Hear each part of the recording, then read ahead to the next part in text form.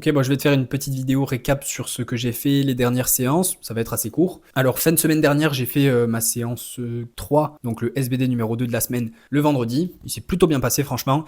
Par contre, je suis arrivé à la salle, je commence à mettre mes écouteurs et je vois que mon téléphone, il n'arrive pas à mettre la musique. En fait, j'utilise un vieux iPhone pour la musique. Des fois, je sais pas pourquoi, il ne veut pas mettre la musique. Il veut pas mettre la musique sans les écouteurs et avec les écouteurs. Il n'a pas envie. La seule manière avec laquelle je peux mettre de la musique avec ce téléphone, c'est de me connecter à Internet pour pouvoir aller sur Internet, mettre de la musique et ensuite c'est bon, il peut mettre de la musique dans l'application musique. Je sais pas pourquoi, il faut le convaincre, c'est un capricieux. Donc à ce moment-là, je n'ai pas pu avoir de musique et du coup je me suis dit bon bah tu sais quoi, pas grave, je vais faire toute ma séance sans et j'ai fait mon SBD sans et honnêtement, ça s'est extrêmement bien passé. Donc pas que la musique te rajoute 20 kilos sur le total instantanément, mais ça aide généralement à plus se mettre dedans et à être plus concentré sur ce qu'on a à faire. Et là à ce moment-là, je me suis dit bon bah j'ai deux options, hein. Soit je m'énerve tout seul et je pourris ma séance parce que je me dis bon ben voilà, je peux pas mettre de la musique, ça fait chier, etc.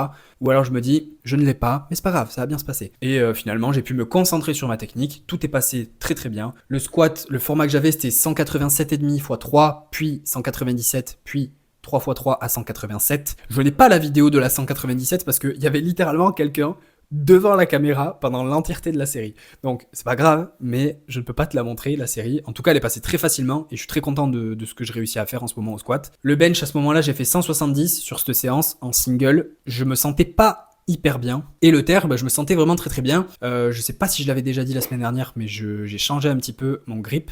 J'ai un écartement de main un peu plus large que ce qui a pu être le cas jusqu'à maintenant. J'ai l'entièreté de la main sur la partie grip. Pas parce que ça accroche plus, mais juste parce que ça me permet d'avoir un positionnement un peu différent. Et quand j'arrive au verrouillage, mon bras, il va pas avoir une rotation, il va rester un peu plus droit quand je vais faire mon verrouillage.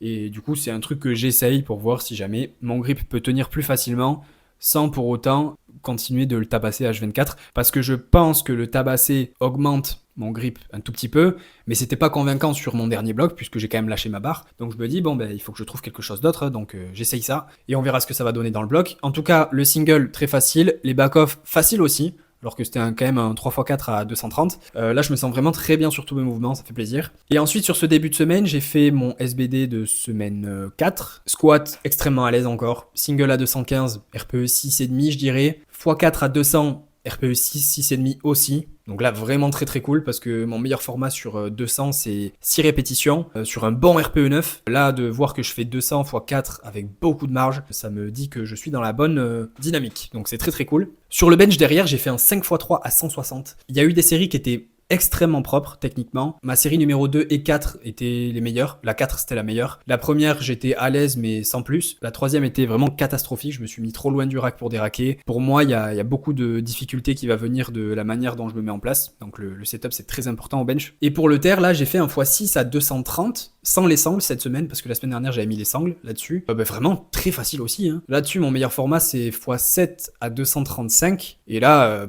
je dirais que j'étais RPE 6, 6,5 tu vois. Donc vraiment beaucoup de marge là-dessus aussi. Donc tous les lifts sont bons. Je me sens vraiment très bien partout. J'ai une petite douleur qui traîne pec / épaule droite au bench. Je surveille quand même. Hein. Si jamais il y a un jour où je bourrine dessus et que je commence à avoir mal au bench, alors j'adapterai, tu vois. Mais là, par exemple, j'ai fait mon SBD lundi. J'ai dû faire ma séance 2 le mardi parce que j'ai dû décaler mes séances par rapport aux France vu que je vais coacher le vendredi. Donc je fais SBD lundi, bench renfo mardi et SBD jeudi. Et d'habitude, j'ai toujours un jour de repos entre ma séance 1 et 2. Je fais séance 1 le lundi et séance 2 le mercredi. Et donc là, j'ai fait un 6x6 au bench le lendemain du 5x3. J'ai pas eu mal au pec, un peu mal à l'échauffement, mais uniquement à 70. Et après, une fois que j'étais placé correctement dans mes séries de travail, j'ai pas eu mal du tout. Donc bon.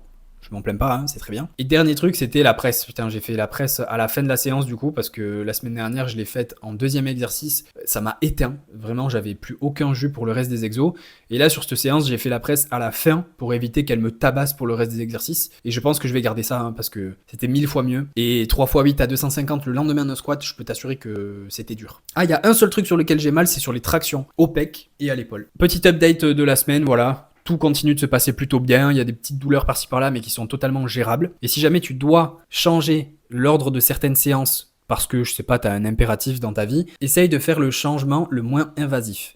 Là, dans mon cas, j'avais la possibilité de faire lundi, mercredi, jeudi. Mais si je fais ça, vu que j'ai de la presse sur le mercredi et que j'ai un SBD le jeudi, ça m'aurait fatigué pas mal le bas du corps pour le lendemain. Et vu que j'avais un gros squat et un gros terre, ça aurait été pas ouf. Et même chose pour le bench, tu vois, j'ai quand même un 6x6 sur le mercredi, enfin sur la séance 2.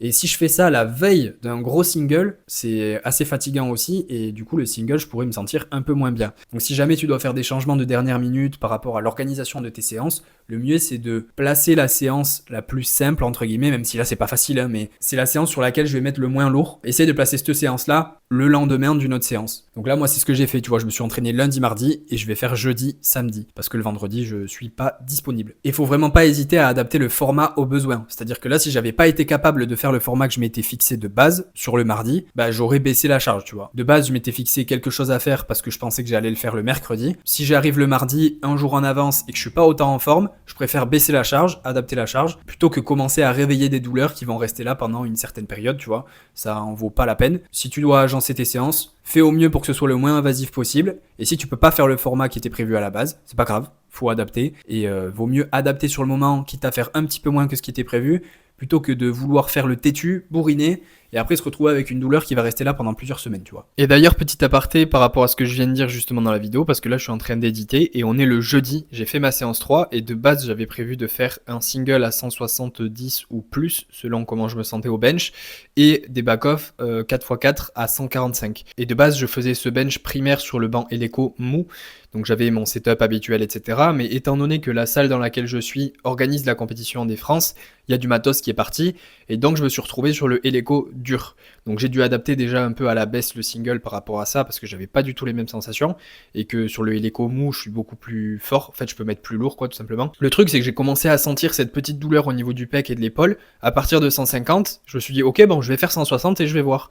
J'ai fait 160, j'ai senti que c'était dur déjà en termes de difficulté, de RPE, et ça m'a fait un peu mal au niveau du pec et de l'épaule. Donc rien de fou, hein, tu vois, j'étais à 3 sur 10 niveau de la douleur, mais je me suis dit bah ok ça sert à rien de monter plus, je vais clairement pas faire 170 qui était prévu à la base, si je veux vraiment tirer sur la corde je pourrais faire 165, mais aucun intérêt, je me sens pas blessé dans mon ego parce que j'ai pas réussi à mettre plus que 160. Début de semaine, lundi, j'ai fait un 5x3 à 160 sur le banc mou, donc je m'en fous complètement, tu vois, j'ai pas besoin de satisfaire mon ego avec des charges à ce moment-là, donc je me suis dit bah tu sais quoi, je vais juste passer au back-off et je vais faire ce qui était prévu de base, et j'ai pu faire mes back-off qui étaient prévus de base, j'ai pas eu de douleur sur les back-off, j'ai rien aggravé, et du coup ça me permettra de récupérer un petit peu plus facilement et de pas entretenir des douleurs qui sont déjà un petit peu là, et c'est cette intelligence dont je te parle, tu vois, c'est cette intelligence qu'il faut quand t'es sur le moment avec une douleur qui traîne, qui se réveille. Faut pas aller chercher plus lourd juste pour dire non mais attends, je vais pas m'arrêter à 160. On s'en fout de s'arrêter à 160 ou à 120. Juste ne tire pas trop sur la corde parce que le jour où elle pète, ça va mettre plus longtemps que juste une semaine de récup quoi. Donc voilà, c'est tout pour moi. J'espère que t'auras aimé. Si t'as aimé, mets un j'aime. Commente pour me dire ce que t'en as pensé.